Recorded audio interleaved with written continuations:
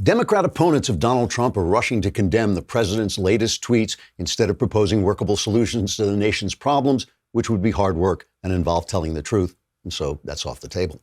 Over the weekend, Trump attacked Maryland Congressman Elijah Cummings as a bully because Cummings has shouted at and condemned border enforcement workers while his own Baltimore district is a disgusting rat-infested hellhole. In an angry response, Cummings gave a press conference with some of his city's most important rats, whom he praised as the largest and hardest working rats in the country.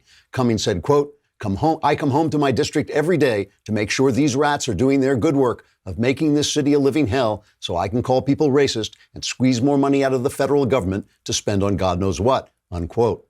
The rats agreed and suggested Trump's tweets were racist since some of them are black from the disgusting grime of Baltimore's gutters. Democrat presidential candidates rushed to share in the outrage. Kamala Harris said, quote, this is appalling. If people start calling out race-baiting lawmakers for the fact that they do absolutely nothing to improve the lives of black Americans, why, there won't even be a Democrat Party, unquote. Cory Booker also made an appearance dressed as Spartacus, saying he hadn't had time to change after last night's gladiator party. Speaker of the House Nancy Pelosi gave an interview on the subject to the statue of Sacagawea in the Capitol Rotunda, which she mistook for a Washington Post reporter. Pelosi said, quote, once again, the president has disgraced himself by telling the truth in such a way that we can misconstrue it as racism. The people of Baltimore would surely rise up in protest if they weren't so beaten down by poverty and despair. Plus, the rats in that town are just awful, unquote. The statue of Sacagawea then left the rotunda to file her story with the Post, who said hiring the bronze Native American was cheaper than bringing on actual journalists. Trigger warning, I'm Andrew Klavan, and this is The Andrew Klavan Show. I feel hunky-dunky, life is tickety-boo. Birds are winging, also singing hunky-dunky-doo. Ship-shaped, ipsy-topsy, the world is zippity-zing. It's a wonderful day, hurrah, hooray! It makes me want to sing. Oh, hurrah, hooray! Oh, hooray, hurrah! You know, you frequently hear people in the media, both on the left and the right, saying Trump's tweets are a distraction and we must address the serious issues instead. I completely disagree with this. Right now, the most important thing happening in this country politically is a dance craze called the Donald Trump three-step. Here's how it goes. Step one, Trump tweets something both obvious and true. The four congresswomen known as the Squad are anti-American idiots. Elijah Cummings bullies the Border Patrol while his district goes to hell in a handbasket. Al Sharpton is a race-baiting jerk. Now, Trump tweets these simple and obvious truths in a rude and boorish manner because he's a rude and boorish guy. But only a rude and boorish guy would say them at all because the left, which includes the Democrats, the news media, Hollywood, universities, social media, and corporate America, the most powerful elites in the country, the left has worked for decades to render these truths unsayable in polite society. They do this for the simple reason that the decadence their ideas have brought down upon us serves the elite, as leftism always serves the elite while the rest of us suffer. Step two.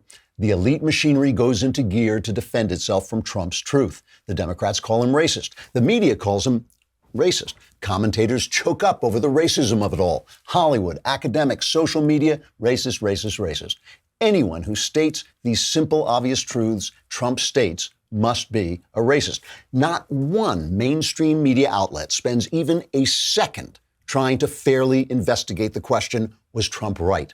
Was what he said true? What are the facts? All they do is report the charges of racism, then bring on commentators to amplify those charges. And meanwhile, universities teach children to think the charges are true, and Hollywood makes movies to convince you they're true, and so on. Anything to make sure that none of you little people get the idea that you can disagree and speak the truth like Trump does, because if you do, you're racist, and you'll pay with your reputation, with your job, with your social media platform. Somehow, you will pay big time.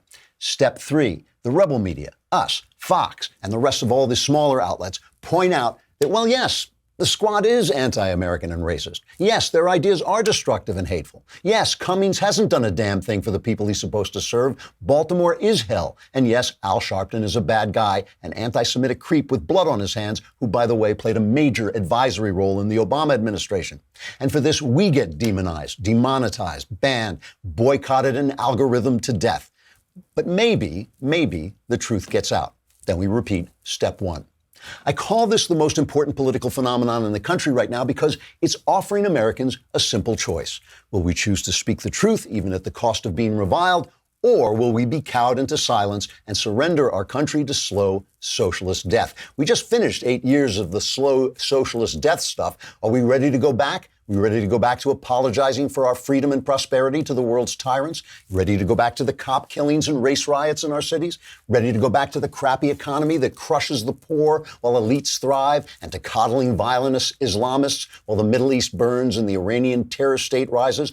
Or can we follow Trump's lead, shatter the communications hegemony of the left, and take back the right to speak freely and debate openly in hopes of returning our country to its great foundational ideas? Now, I've always been honest about this part. As a gentleman who values politeness, I regret that it requires a rough guy like Donald Trump to make this play. That happened because polite, sophisticated right-wing thinkers sat in their think tanks and theorized while the culture burned. But in a fight like this, you use the weapons you've got, and that means Trump. And I'm very much hoping that Donald Trump 3-step leads to a 4th step, namely re-election. All right, we're going to talk more about this Twitter war because I actually do think it's the most important thing. But first, we're going to talk about Boll and Branch. You know, as I was lying awake last night, way into the morning, I was thinking, boy, these Boll and Branch sheets are really good looking, and they just feel great. You know, now you guys, if you had Boll and Branch, all you do is sleep because they're so comfortable. You would just fall asleep. But I'm awake all night long, so I get to appreciate what great sheets these are. They're more affordable than you think, and what makes them unique is that each sheet is crafted from 100% organic cotton. That means Boll and Branch sheets not only feel incredible, but also look amazing. And since Boll and Branch sells exclusively online, you don't pay that expensive retail markup. That's half the price for twice the quality. You will love these sheets. Try them for 30 nights. See for yourself. If you're not impressed, return them for a full refund. Go to bollandbranch.com today and you'll get $50 off your first set of sheets plus free shipping in the U.S. when you use the promo code Klavan. That's $50 off plus free U.S. shipping right now at bollandbranch.com, spelled B-O-L-L, and branch.com, promo code Klavan, bollandbranch.com, promo code Klavan. And you're laughing, you're snickering. You're saying Boll. Anyone can spell Boll, but how do you spell Klavan? It's K-L-A-V-A-N. All right, so let's go through this. You know, we played this video last week. I'm going to play it again. This is Elijah Cummings shamefully bullying the DHS Secretary, Kevin McAleenan. Do we have that? Do we have the? Yeah, we do. It's number 12. And it's just shameful for the following reason. Cummings is in Congress. Congress makes law. The laws are what the border guys, the DHS guys, and all the people who are working so hard at our borders are trying to enforce. You don't like what's happening down there, change the laws. But they don't. They sit on their ass and they yell at Trump, and they've sat on their asses for 20 years. They yell at Trump because they want the borders open. So here's Elijah Cummings bullying DHS Secretary Kevin McAleenan. When we hear about stories coming out from you and your agency that everything is pretty good and you're doing a great job, I guess you feel like you're doing a great job, right? Is that what you're saying? We're doing our level best in a very... What does that mean? What does that mean when a child is sitting in their own feces, can't take a shower? Come on, man. What's that about? None of us would have our children in that position. They are human beings. And I'm trying to figure out, and I get tired of folks saying, oh, they just beating up on the Border Patrol. Oh, they just beating up on Homeland Security. Now, what I'm saying is I want to concentrate on these children. And I want to make sure that they are okay. I will say it, I've said it before, and I'll say it again. It's not the deed that you do to a child, it's the memory. Just tune this out. All right.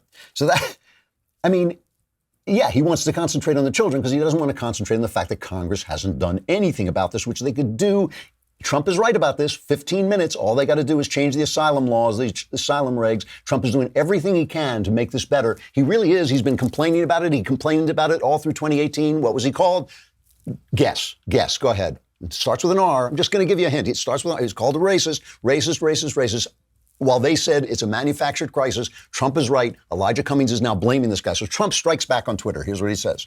Representative Elijah Cummings has been a brutal bully, shouting and screaming at the great men and women of Border Patrol about conditions at the southern border, when actually his Baltimore district is far worse and more dangerous. His district is considered the worst in the USA. As proven last week during a congressional tour, the border is clean, efficient, and well-run, just very crowded. Cummings' district is a disgusting rat and rodent-infested mess. If he spent more time in Baltimore, maybe he could help clean up this very dangerous and filthy place. Now, just to be fair, he said the same thing about Nancy Pelosi, that her district is also falling apart. And before we go into the Saint Elijah narrative, which I'm sure we're going to hear about the hardworking, my dear friend, oh my goodness, this wonderful man. Here's a story with a hat tip to Molly Hemingway, who tweeted it out. This is from May from the Washington Examiner. Alana Goodman writes, a charity run by the wife of Representative Elijah Cummings received millions from special interest groups and corporations that had business before her husband's committee and could have been used illegally, according to an IRS complaint filed by an ethics watchdog group. Cummings, a Maryland Democrat, is chairman of the House Committee on Oversight and Government Reform. His wife, Maya Rockeymoore, 48, is the chairman of the Maryland Democratic Party and briefly ran in the state's gubernatorial race. Rockeymoore runs two entities, a nonprofit group called the Center for Global Policy Solutions and a for-profit consulting firm called Global Policy Solutions, LLC, whose operations appear to have overlapped, according to the IRS complaint filed by the watchdog group National Legal and Policy Center on Monday. The complaint states Global Policy Solutions received more than $6.2 million in grants between 2013 and 2016, according to tax records. Several of the nonprofits group's financial backers have business interests before the House Committee on Oversight and Government Reform. All right, I don't want to get into the high weeds about this, but it's typical Democrat malfeasance where they use their power for patronage and funneling money usually into their own pockets. What's his name? Cummings was in debt for a long time. It says he was in debt for a long time, but he's doing quite well now. Anyway, here's Baltimore. Here's a local Fox station, Fox 45, reporting on Baltimore, following around Baltimore's mayor, Catherine Pugh. About a year ago, city leaders identified some of the city's most violent neighborhoods. What the hell? We should just take all this down. To target. Ooh, you can smell the rats. Under Baltimore's Violence Reduction Initiative. Ooh, Jesus. Just last week, we went with Mayor Pugh as she toured an East Baltimore neighborhood. It's a new one. I've been down here 54 years. It's a new one. Baltimore's Violence Reduction Initiative is about taking steps to rid communities of the cornerstones that contribute to crime. Oh my God, you can smell the dead animals. Blocks of dilapidated buildings help to hide the addiction that's crippled this community. That's why they call her Mayor Pugh, because she can smell the rats and the dead animals and possibly bodies who are buried in there. I mean, we all saw this on The Wire. David Simon yesterday, the guy who created The Wire, is tweeting about what an evil racist is. We saw on his show what a rat-infested, crime-infested hellhole Baltimore is. But if you watch the show carefully, he would always go and blame the Republican governor instead of the Democrats. So the Democrats were always fighting for a better world, but the Republicans were evil because they weren't there. And so he would always went out of his way. I mean, this is a place that hasn't had any kind of Republican governance in a million years. The new deputy police commissioner the other day got mugged. He got held up at gunpoint while he was out with his wife. So just to highlight for a minute the hypocrisy, here is Bernie Sanders talking to Jake Tapper. This is cut 6. And just how disgraceful it is that Donald Trump, I mean, now that it's Donald Trump saying it, suddenly it's racist to tell the truth. Jake, it's unbelievable that we have a president of the United States who attacks American cities, who attacks Americans, who attacks somebody who's a friend of mine. Elijah Cummings is one of the most decent and outstanding members of the House of Representatives. He fights every day to improve life in his community. I do find it interesting that when we have rural Republican districts where life expectancy is going down, where downtowns are boarded up, where people are struggling, and people are struggling in rural America, they're struggling in urban America, they're struggling in suburban America. Our job is to bring people together to improve life for all people, not to have a racist president who attacks people because they are African Americans. That is a disgrace, and that is why we're going to defeat this president. All right. So that was Bernie yesterday. Here's Bernie in 2015 after taking a walk through Baltimore. But anyone who took the walk that we took we took around this neighborhood would not think you're in a wealthy nation. You would think that you were in a third world country. But today what we're talking about is a community in which half of the people don't have jobs. We're talking about a community in which there are hundreds of buildings that are uninhabitable. We're talking about a community where kids are unable to go to schools that are decent. So, yeah, so there he is saying the same thing. Why is that not Elijah Cummings' fault? Why is Elijah Cummings not responsible for his district? I mean, what is it that suddenly alleviates him of the responsibility for helping his district? What is it about Nancy Pelosi that she, as she lives in her walled building, her walled mansion, is not responsible for what is happening to San Francisco? You know, here's a editorial I found from a publication called Issues. I wrote down Issues and Answers, but I believe it's Issues and Ideas. And I want to read just a portion of it because it's just so true, and he's got all the facts and figures laid out. He says, take a look at the 8 other cities that beat Baltimore on the list of the rattiest cities. What do they all have in common? Chicago hasn't had a Republican mayor since 1931. Philadelphia last saw a Republican mayor in 1952. Detroit in 1962. San Francisco has been Democrat-controlled since 1964. Washington, D.C. has never had a Republican mayor. In Los Angeles, Democrats have run the city in all but 8 of the past 58 years. In New York, it's 8 in the past 74, not counting John Lindsay, who switched parties while in office.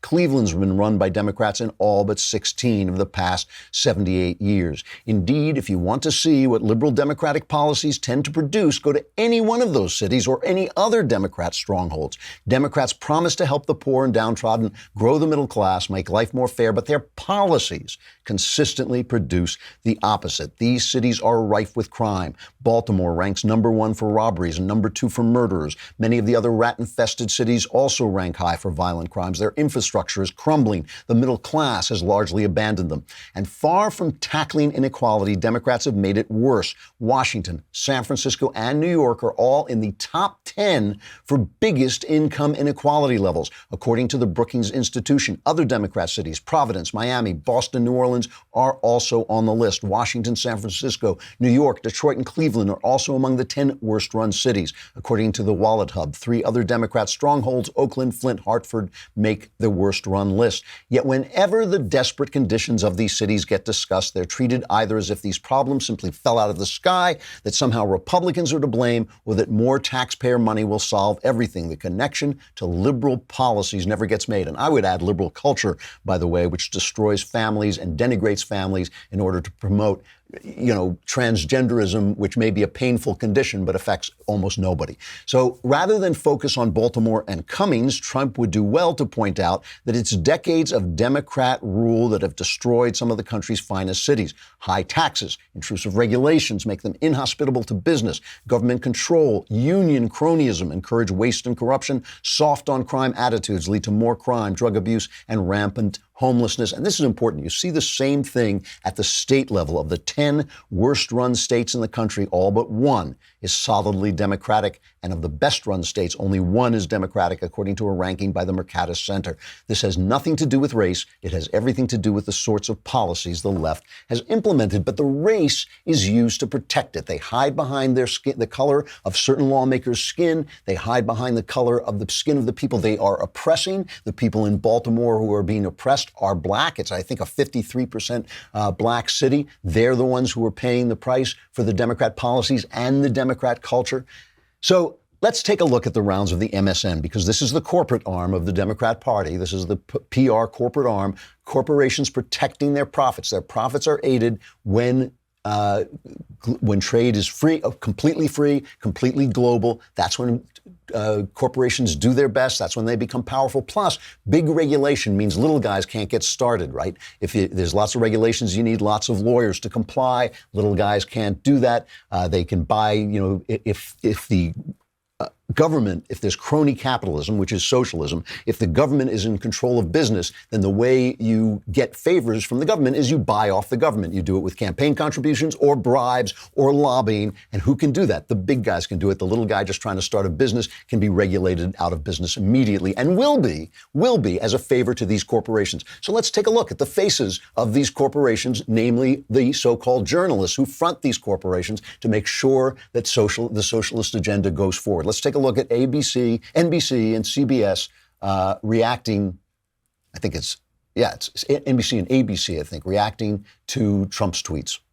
Many of the residents and political leaders of Baltimore have been reacting with outrage. The Baltimore Sun was out with a scathing editorial titled, "Better to have a few rats than to be one." But President Trump is doubling down, and as of midnight last night, still tweeting about Congressman Cummings and his city. Cummings' district includes most of Baltimore and is majority black. House Speaker Nancy Pelosi swiftly condemned the tweets as racist, tweeting, "We all reject racist attacks against him." Trump also used that term infested on Twitter to target 4 minority congresswomen last week, telling them to, quote, "go back to the totally broken and crime-infested places from which they came." All 4 congresswomen are American citizens. Only one, Ilhan Omar of Minnesota, was born outside of the United States in Somalia. Well, good morning to you, Willie. President Trump is once again attacking a leading person of color in Congress, igniting another firestorm and bringing more charges that he's using race to try to divide Americans for political gain. I think we can't let that get lost. This is all about him, and the president knows he sparks a race, does this racial division business, which is what he does quite a bit. He knows it serves 2 purposes. One is it distracts from the story he doesn't like, and that is what Cummings is investigated. And 2, his base likes it. Yeah, there's no question. It stokes the base. ABC and ABC, I shouldn't have put CBS in there, ABC and NBC. Where were the facts? Where were the facts? I mean, I'll admit, there's a story in the fact that people accuse the president of racism and that he said something and that was their reaction. That can be the lead, but then where are the facts? Who's right? Is it racist? Is it racist if it's true? Of course not. The truth isn't racist. The truth is just the truth. But the whole purpose of the charge of racism is to silence the truth. And we've lived with this now for decades. For decades, if you said, hey, there's high crime in the black community, oh, you're a racist. If you said, the fact that blacks don't get married and have children out of wedlock, which means there are now more black kids born out of wedlock than there were during slavery days when the Democrats were actually selling blacks downriver to separate their families, tearing their families apart. It's worse now because of Democrat policies, because they actually found a way to make it stick. When you say that, oh, you're racist, it's always to silence people. So the very reporting is a form of bullying. It's a form of bullying people into silence. And it's been going on a long time. It is now infested social media. It has infested search engines. It's infested algorithms. It is just a way of bullying you. It's just to get at you. And Trump is a big, rude guy with a very thick skin who doesn't care. And again, it bugs me that we let this culture slip so far that a person could not fight back without being rude. But they took over our system of manners. They took over. They said, that's impolite. That's racist. That's a terrible thing. You're a terrible person if you tell the truth about what our policies do. And by the way, none of these people lives in black neighborhoods. None of them lives in the poor neighborhoods. Barack Obama doesn't live in a poor black neighborhood. He didn't send his kids to a poor black school. None of them do, because they know what they do to these places, and they have absolutely no way to address it without going and looking people in the face and saying, hey, you got to get married before you have kids. Hey, you need a job. You need an education. The gangs are bad things. You know what? Taking money, living off the largesse of the government, feeling entitled, having entitlements is bad for you. Nobody wants to say it. And the guy... The guy who really did the worst job yesterday was Chris Wallace. And I hate to go after him because Chris Wallace is pretty fair. He goes after everybody. He yells at everybody the same. But his characterization of Trump's tweets, I don't think he should be fired for it, but I think he should be rebuked for it because it was absolutely unfair. Listen to what he said. He's talking to acting Mick Mulvaney, the acting, what's the word I'm looking for? I can't come on with it, but go ahead and listen to Chris Wallace. Objects to the president defending his border policies, but this seems, Mick, to be the worst kind of racial stereotype. Let me finish. Yeah. Racial stereotyping. black congressman, majority black district. I mean, no human being would want to live there. Is he saying people that live in Baltimore are not human beings? So, Chris, help me with this. He says no human being would want to live there, would want to live there. He's saying people, it's not the people who want to live there. They can't get out. What is he talking about? And this thing with infested, he's the acting chief of staff, Mick Mulvaney. You know, what is he even talking about? And say, this thing with the word infested, you got to hear this on CNN. Victor Blackwell, he's crying about infestation. Infestation is now a racist term. Anything they can do to shut you up for pointing out what their policies do. These are Democrat-run cities. These are Democrat policies that did this to people. This is a Democrat culture. This is a left-wing culture. We have a president who curses now, not because of right-wing culture. The right was always protesting against this. All of this stuff is brought to us by and for the left. And now this guy is going to cry. He's going to break down in tears because of infested is a racist word. The only reason Trump would use the word infested, I mean, the guy knows all the best words, so the only reason he would use the word infested is to attack black people. This is absurd. Infested, he says. A week before his inauguration, January 2017. Congressman John Lewis should spend more time on fixing and helping his district, which is in horrible shape and falling apart, not to mention crime infested. Donald Trump has tweeted more than 43,000 times. He's insulted thousands of people, many different types of people. But when he tweets about infestation, it's about black and brown people. September 2014, at the height of an urgent health emergency, why are we sending thousands of ill-trained soldiers into Ebola-infested areas of Africa? Bring the plague to the U.S.? Obama is so stupid. Infested, he says. There's a revolution going on in California. So many sanctuary areas want out of this ridiculous crime-infested and breeding concept. Infested, he says. The president says about Congressman Cummings' district,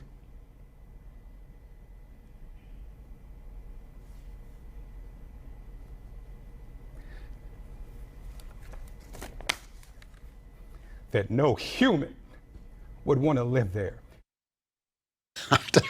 I don't know what we would do without CNN for laughs, but I mean, could we have a little news with our emotions, please? You know, this is the thing. This is the thing. The words, they want control of the language because the language allows you to express thoughts. And if you can't control your language, you can't control your thoughts. If you can't use the pronoun you want, you can't say, hey, you know what? I don't care what kind of clothes you wear. I don't care what you think you are. You are the sex you were born, and there's no getting out of it. Tough luck.